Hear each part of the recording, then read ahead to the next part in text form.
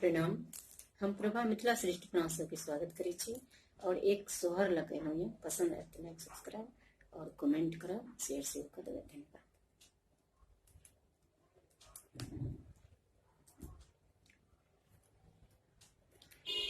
बाली त हमारो उमरिया की पिया परदेस गेला रे। बाली त हमारो उमरिया की पिया परदेस गेला रे।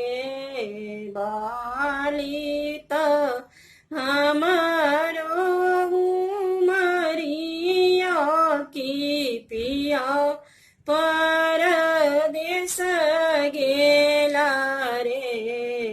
ललना रे मदना सताबै दीनारा तकी बिरह जगाओल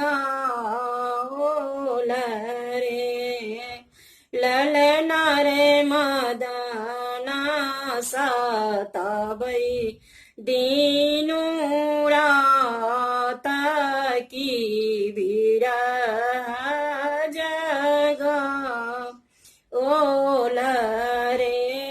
सासुना नदी भेल बैरी नाकी बर दुख देलाना रे। सासुना नदी भेल बैरी नाकी बर दुख देलाना रे।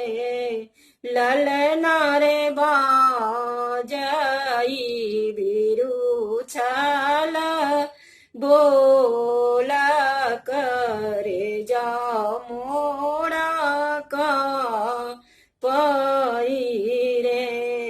ललना रे बाजई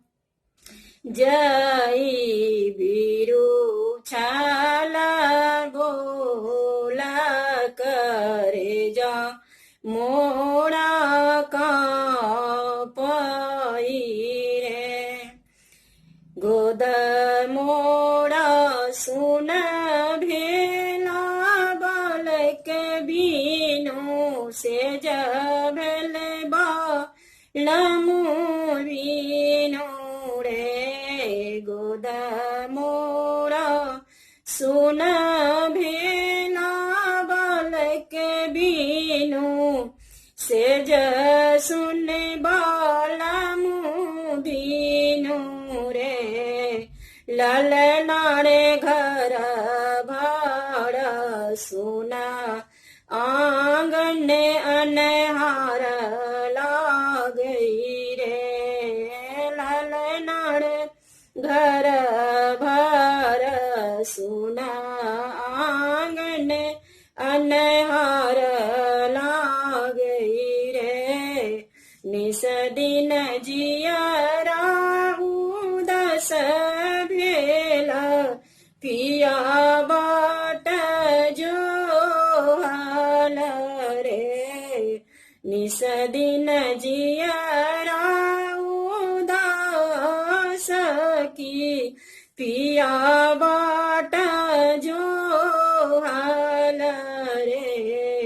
ललना रे सैया मोड़ा भेला नीरा मोहिया दर्द नाही बुझाई रे। ललना रे सैया मोड़ा भेला नीरा मोहिया दर्द नाही बुझाई रे। लिखी लिखी चिठिया पठाओल अरज नाही सुनाई रे। लिखी लिखी चिट्ठिया पाठवला अरज नाही सुनाई रे ललना रे कोना साऊतीना माना मोहाल हमरा बिसराओला रे ललना रे कोने सौतीना माना मोहाल हमारा बिसराओला रे। धन्यवाद।